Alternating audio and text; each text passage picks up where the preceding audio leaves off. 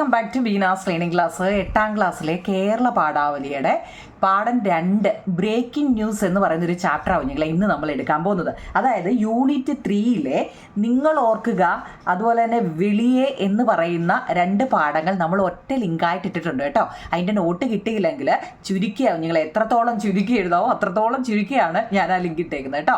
കുറച്ച് നോട്ടുകൾ, കാരണം കൂടുതൽ പഠിക്കാൻ പറ്റുന്നവർക്ക് അത്രയും പഠിക്കാം, പിന്നെ ഒട്ടും പഠിക്കാൻ പറ്റാത്ത കുട്ടികളുണ്ടല്ലോ, എനിക്ക് ഇത് പഠിക്കാൻ പറ്റില്ല, അങ്ങനെയുള്ളവർക്ക് വേണ്ടി കുറച്ച് നോട്ട് മാത്രമേ ഞാൻ അതിനകത്ത് ഇട്ടിട്ടുള്ളൂ. ഏതാണ് നിങ്ങൾ ഓർക്കുക എന്ന് പറയുന്നതും വെളിയെ എന്ന് പറയുന്ന ഒരു പാഠവും കേട്ടോ. അതിനകത്തിലെ 2ാമത്തെ പാഠമാണ് ബ്രേക്കിംഗ് ന്യൂസ് എന്ന് കേൾക്കുന്നത്. ഇത് കേൾക്കുമ്പോഴേ നമുക്കറിയാം അല്ലേ, എന്തോ ഒരു കേട്ട ബ്രേക്കിംഗ് ന്യൂസ് കേരള പാഠാവലിയാണേ. അപ്പോൾ അതിൻ്റെ ടെസ്റ്റ് ഇതാണ്ട് കണ്ടോ, ഇതാണ്. ഇതിനകത്തിൽ ആദ്യത്തെ ഒരു വരി, നടക്കാൻ തീരുമാനിച്ചാൽ നമ്മൾ കാലുകളെ വിശ്വസിക്കണം കുഞ്ഞുങ്ങളെ കേട്ടോ. നമ്മൾ നടക്കാൻ തീരുമാനിച്ചു കഴിഞ്ഞാൽ നമ്മൾ നമ്മുടെ കാലിനെ ആദ്യമേ വിശ്വസിക്കണം കേട്ടോ. അതുപോലെ തന്നെ പറക്കാൻ തീരുമാനിച്ചാൽ നമ്മൾ ചിറകുകളെ വിശ്വസിക്കണം. എന്നാൽ ജീവിക്കാൻ തീരുമാനിച്ചാലോ, അവിടെ ഒരു ക്വസ്റ്റ്യൻ മാർക്കാ. ജീവിക്കാൻ തീരുമാനിച്ചാൽ എന്തായിരിക്കും? അപ്പം അതിൻ്റെ തൊട്ട് താഴെയാണ് ബ്രേക്കിംഗ് ന്യൂസ് എന്ന്. ഇതൊരു ക്വസ്റ്റ്യൻ ആൻസർ ആയിട്ട് നമുക്ക് പറയാം. എന്തുവെന്നറിയോ, അതായത് നടക്കാൻ തീരുമാനിച്ചാൽ കാലുകളെ വിശ്വസിക്കണം അല്ലേ, അതുപോലെ തന്നെ പറക്കാൻ തീരുമാനിച്ചാൽ ചിറകുകളെ വിശ്വസിക്കണം, ജീവിക്കാൻ തീരുമാനിച്ചാൽ അല്ലേ. നമ്മൾ ഈ പ്രസ്താവന ആരാച്ചാർ ജോലി ലഭിച്ച ചേതനാഗൃദ്ധ മല്ലിക്കിൻ്റെ ജീവിതവുമായിട്ട് ബന്ധപ്പെടുത്തിയാണ് ഈ പ്രസ്താവനയൊന്ന് വിശദീകരിക്കാനാണ് പറയുന്നത് കേട്ടോ. അങ്ങനെ ഒരു ചോദ്യം നമ്മളോട് ചോദിച്ചാൽ നിങ്ങൾ ഈ കഥ ഞാനിപ്പോൾ വായിച്ചു തരാം കുഞ്ഞുങ്ങളെ. അപ്പോൾ ആ കഥയ്ക്കകത്തിൽ പറയുന്ന കുറേ കാര്യങ്ങളുമായിട്ട് ഇത് ബന്ധപ്പെടുത്തി എഴുതണം. അതായത് സ്ത്രീ ആയാലും പുരുഷനായാലും ജീവിതത്തിൽ നാം ഒരു കാര്യത്തിന് ഒരുങ്ങിയാൽ അത് വിജയിക്കുന്നത് വരെ പ്രവർത്തിക്കണം കേട്ടോ.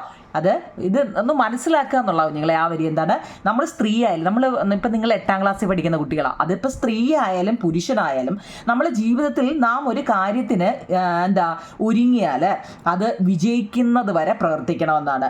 ആ ഒരു ഒരുക്കത്തിന് മുതിരുമ്പോൾ സഹായിയായിട്ട് നമുക്ക് വന്നു ചേരേണ്ടവരെയും ഉൾക്കൊള്ളണം. നടക്കാൻ നമ്മൾ തീരുമാനിച്ചാൽ നമ്മൾ കാലുകളെ വിശ്വസിച്ചേ മതിയാവും. പറക്കാനാണ് പക്ഷി തീരുമാനിക്കുന്നത് എങ്കിൽ അത് അതിൻ്റെ ചിറകിനെ വിശ്വസിക്കണമെന്നാണ്. അതുപോലെ ജീവിക്കാൻ തീരുമാനിച്ചാൽ ഈ സന്ദർഭങ്ങളെയും അനുഭവങ്ങളെയും നാം വിശ്വസിക്കണം. ചേതനാ മല്ലിക്ക് പുരുഷ മേധാവിത്വം ഉണ്ടായിരുന്ന ആരാച്ചാർ തസ്തികയിലേക്ക് അപേക്ഷിക്കുന്നു. അവൾക്ക് ജോലി ലഭിക്കുന്നു. എല്ലാവരെയും അതിശയിപ്പിക്കുന്നു അല്ലേ. ജയിലിൽ മരണശിക്ഷയ്ക്ക് വിധിക്കപ്പെട്ട തൂക്കുകയറ് കാത്തു കഴിയുന്നവരെ സമയമാകുമ്പോൾ തൂക്കിലേറ്റുക എന്നതാണ് ഈ ആരാച്ചാർ എന്ന് പറയുന്ന ജോലി കേട്ടോ. ഒരു സ്ത്രീ ഇത് ചെയ്യാൻ വേണ്ടി തയ്യാറാകുക എന്ന് പറഞ്ഞാൽ തന്നെ സമൂഹ മാധ്യമത്തിൽ അംഗീകാരത്തിന് അത് ഇച്ചിരി വിഷമമുണ്ട്. എല്ലാവരും ഒന്നും അത് അംഗീകരിക്കത്തില്ല അല്ലേ. ഈ ആരാച്ചാർ എന്ന് വെച്ചാൽ അറിയാമോ, എന്തെങ്കിലുമൊക്കെ തെറ്റ് ചെയ്യുമ്പോഴേ തൂക്കിലേറ്റുക എന്നൊക്കെ നിങ്ങൾ കേട്ടിട്ടില്ലേ. അപ്പോൾ ആ തൂക്കിലേറ്റുന്ന ജോലി ചെയ്യുന്നതിനെയാണ് ഈ ആരാച്ചാർ എന്ന് പറയുന്നത് കേട്ടോ. ഒരു സ്ത്രീ ഇത് ചെയ്യുക എന്ന് പറഞ്ഞാൽ നമ്മുടെ സമൂഹ മാധ്യമത്തിൽ അംഗീകാരത്തിന് ഇച്ചിരി വിഷമമുള്ള കാര്യമാണ്. മരണം അത്ര ദുർഘടമായ ഒന്നാണ്. അതിനെയാണ് കേവലം ഒരു 22 വയസ്സുള്ള നമ്മുടെ ചേതന അതിജീവിച്ചത് അല്ലേ. ഒരു മനുഷ്യനെ തൂക്കിലേറ്റുക അത്ര നിസ്സാര കാര്യമൊന്നുമല്ല. യാതൊരു വികാരത്തിനും പ്രാധാന്യം കൊടുക്കാത്ത ഒരു മനസ്സിന് മാത്രമേ കഴിയൂ. അഥവാ ആ നിലവാരത്തിലേക്ക് മനസ്സിനെ നമ്മൾ മാറ്റിയെടുക്കണം. അത്തരം ഒരു മാനസികാവസ്ഥയിലേക്ക് അറിഞ്ഞുകൊണ്ട് മാറാനാണ് നമ്മുടെ ചേതന ഒരുങ്ങിയത്.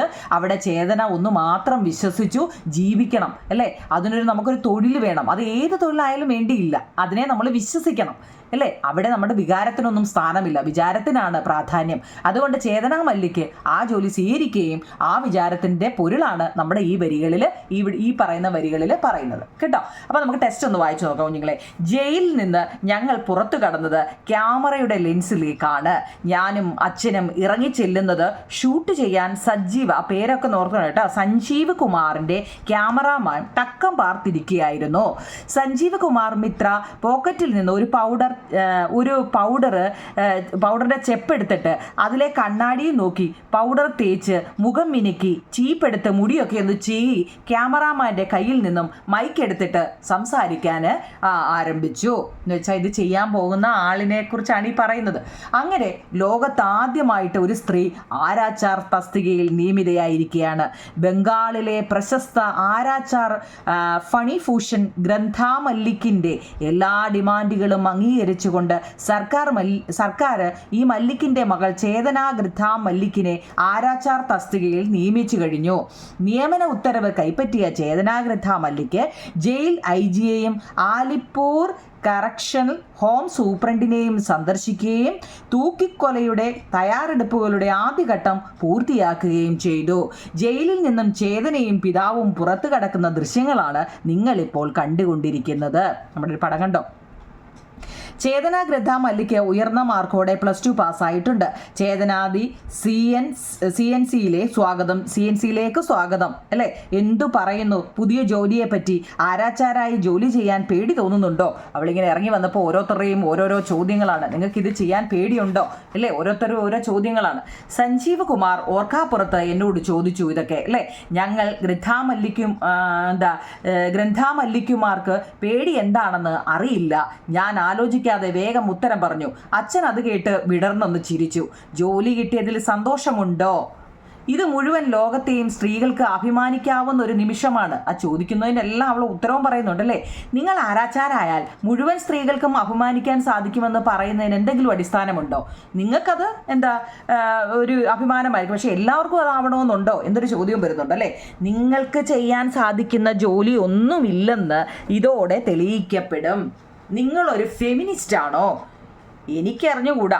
താങ്കൾക്ക് എന്താ തോന്നുന്നത്? ആ ഉത്തരം അയാൾ പക്ഷെ പ്രതീക്ഷിച്ചിരുന്നില്ല.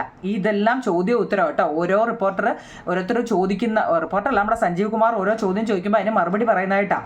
താനൊരു ഫെമിനിസ്റ്റ് ആണോ എന്ന ചോദ്യം നമുക്ക് നേരെ ഉയർത്തിക്കൊണ്ടാണ് ചേതന ഗൃദ്ധാ മല്ലിക്ക് സംസ്ഥാനത്തിൻ്റെ ഔദ്യോഗിക വനിതാ ആരാച്ചാർ എന്ന ജോലി ഏറ്റെടുക്കാൻ ഒരുങ്ങുന്നത്.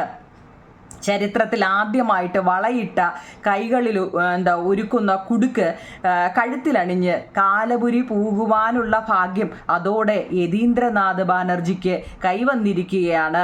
പ്രേക്ഷകരോട് ഒരു കാര്യം അറിയിക്കാൻ CNC ചാനലിന് അഭിമാനമുണ്ട്.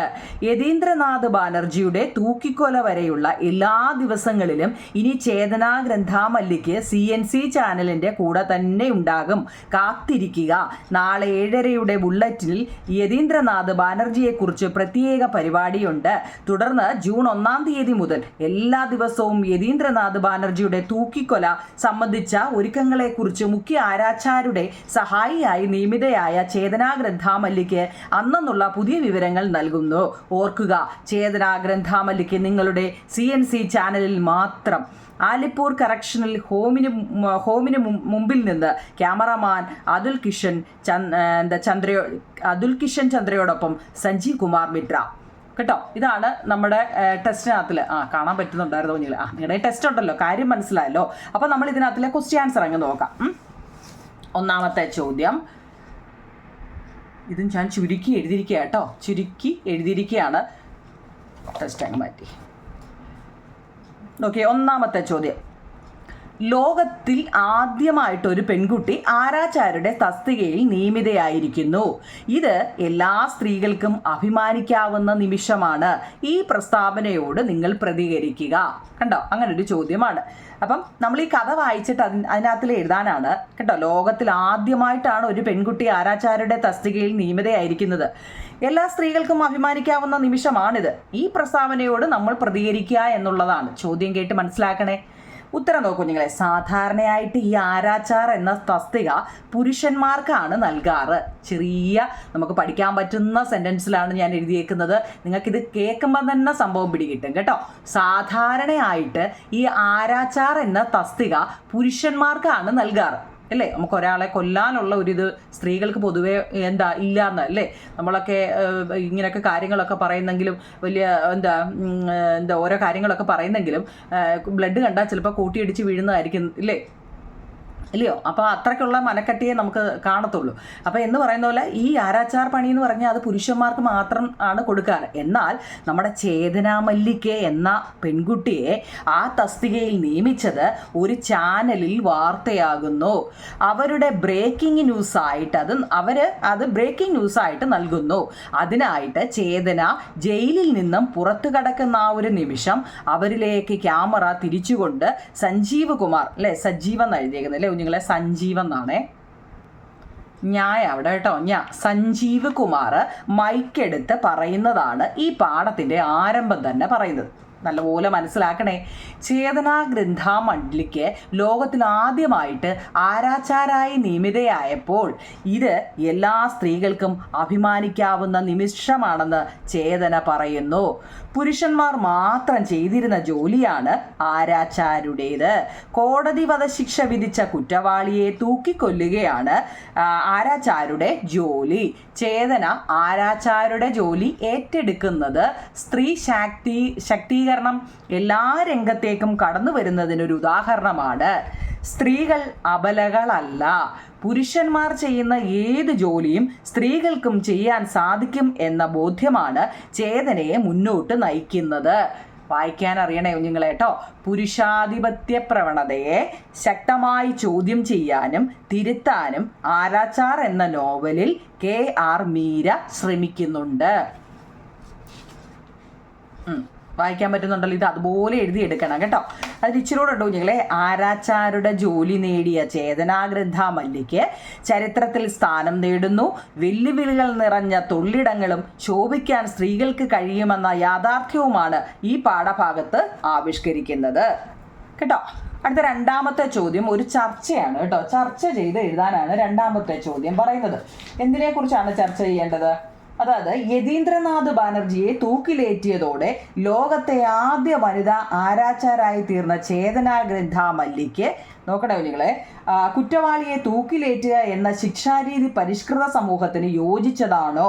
നിങ്ങളുടെ അഭിപ്രായം എന്താണ്? ക്ലാസ്സിൽ അത് പൊതുവായിട്ട് ചർച്ച ചെയ്യുക കേട്ടോ. ഇതാണ് നമ്മളോടുള്ള രണ്ടാമത്തെ ചർച്ച ചെയ്ത് എഴുതാനാണ് ചോദിച്ചിരിക്കുന്നത്. എന്താണ് ഇത്തരമൊരു വിഷയം ചർച്ച ചെയ്യുമ്പോൾ ഏതൊരു വിഷയത്തെക്കുറിച്ചാണെങ്കിലും അതിൽ പലരും പല അഭിപ്രായം ഇല്ലയോ നിങ്ങളെ, ഇല്ലയോ? നമ്മളിപ്പോൾ ഞാൻ തന്നെ ഈ യൂട്യൂബിൽ ഒരു ക്ലാസ് ഇടുക അല്ലേ, ഇതിനകത്തിലെ കമൻറ്റ് എന്താ, ഓരോരുത്തർക്കും അവനൊന്ന് ഇഷ്ടമുള്ള രീതിയിലല്ലേ കമൻറ്റ് ഇടുന്നത്. പലർക്കും പല അഭിപ്രായവും. ചിലർ പറയുന്നത് എന്താണ്, എൻ്റെ ക്ലാസ് ഒറ്റ വട്ടം കേട്ടാൽ മതി ടീച്ചറെ, എന്താ അതെനിക്ക് നല്ലപോലെ മനസ്സിലാവും. ചിലർ പറയുന്നത് എന്താ, അത്ര എന്താ 2 വട്ടം കേൾക്കണം, ചിലർ പറയുന്നത് 3 വട്ടം അല്ലേ. ഓരോരുത്തരും ഓരോ തരത്തിലുള്ളതല്ലേ.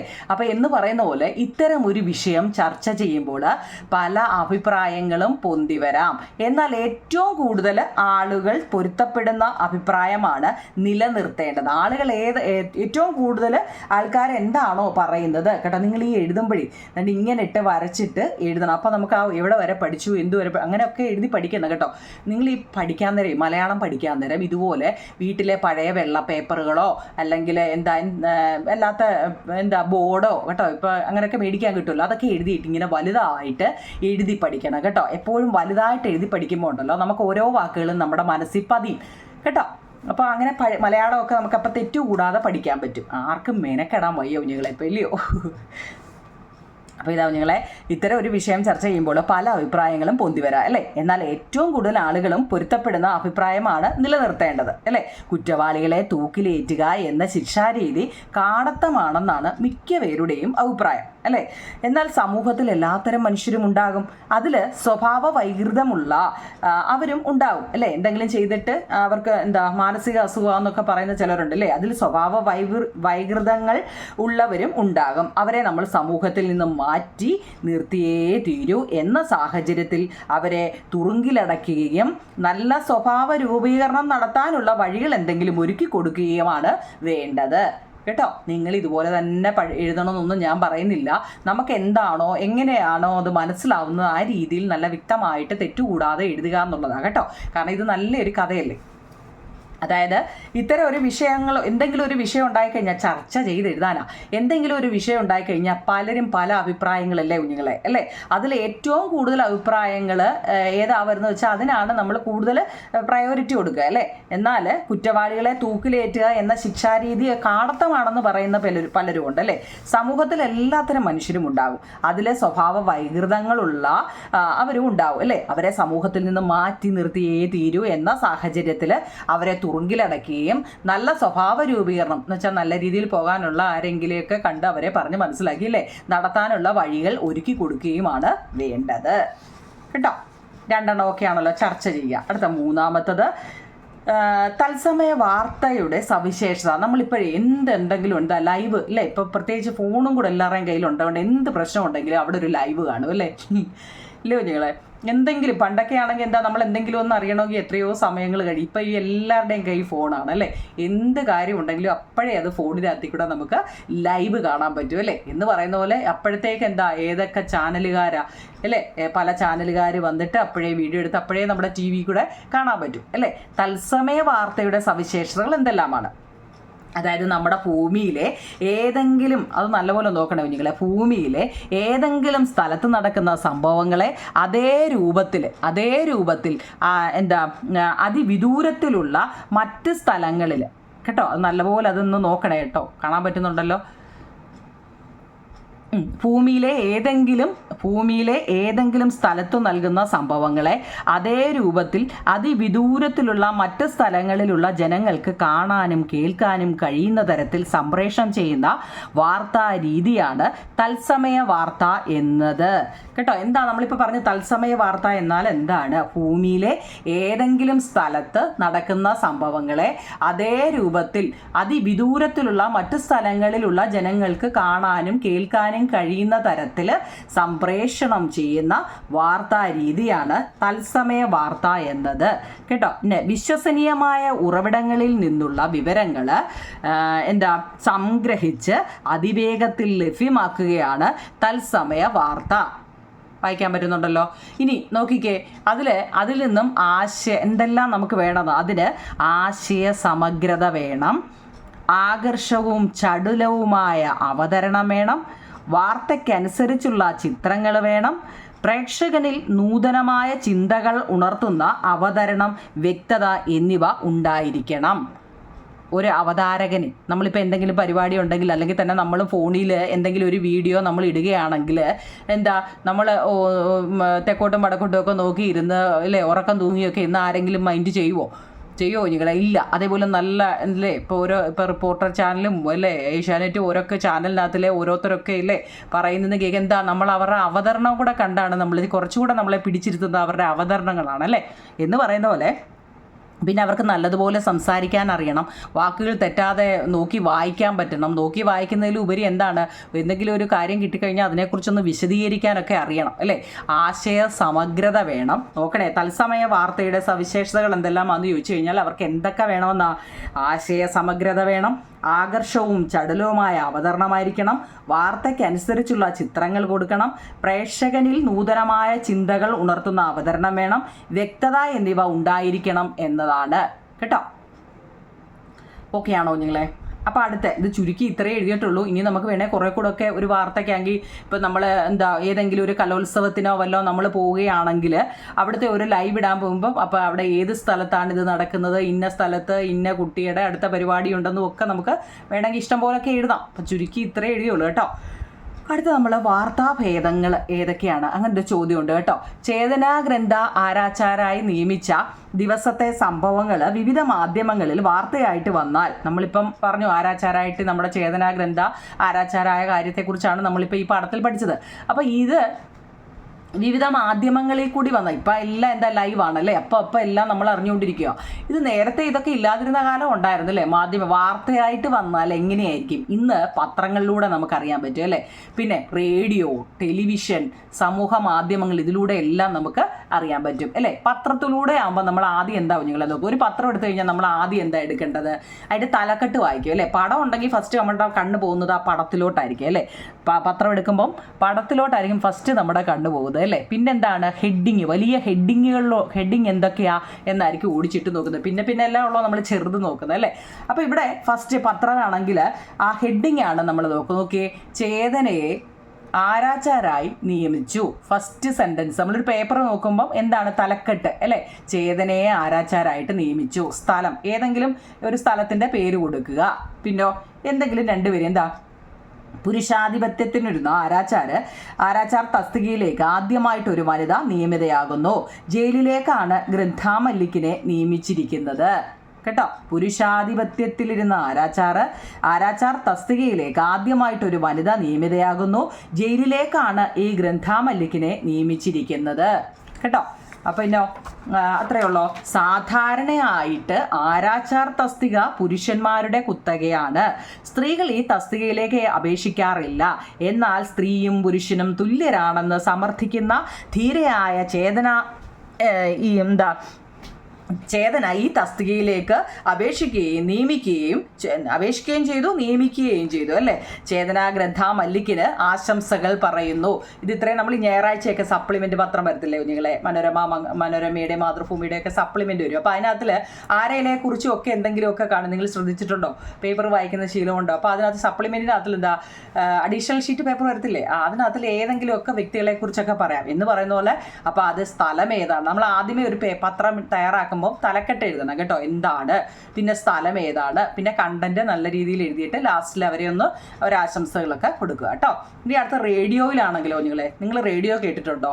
ഞങ്ങളുടെയൊക്കെ കൊച്ചിലേക്ക് എന്ന് വെച്ച് കഴിഞ്ഞാൽ അന്നൊന്നും ഇത്രയൊന്നും TV ഇല്ലല്ലോ അല്ലേ, അന്ന് കൂടുതലും റേഡിയോയാണ് കേട്ടോ. അപ്പോൾ അന്ന് റേഡിയോ അങ്ങോട്ട് വെച്ച് കഴിഞ്ഞാൽ ആകാശവാണി തിരുവനന്തപുരം ആലപ്പുഴ ഇപ്പോൾ കിട്ടിയ വാർത്ത കേട്ടോ, ഇങ്ങനെ തുടങ്ങുന്നത് മനസ്സിലായോ?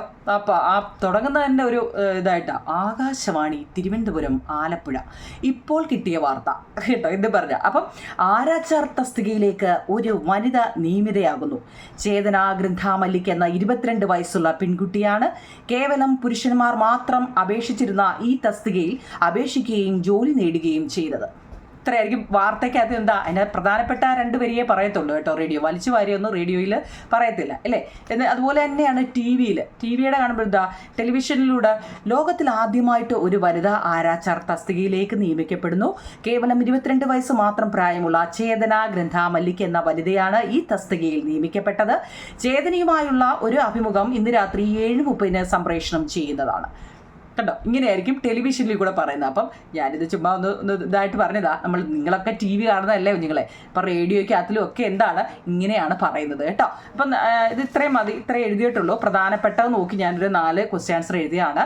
നിങ്ങൾ ഓക്കെ ആണോ കുഞ്ഞുങ്ങളെ? നിങ്ങളിത് വൃത്തിയായിട്ട് എഴുതിയെടുത്തിട്ട് മനസ്സിലാവുന്നുണ്ടെങ്കിൽ കമൻറ്റ് പറ, നമുക്ക് അടുത്ത ചാപ്റ്ററിൽ ഇടാം കേട്ടോ. ഇല്ലെങ്കിൽ വിട്ടേരെ കേട്ടോ. ഓക്കെ കുഞ്ഞുങ്ങളെ, താങ്ക് യു.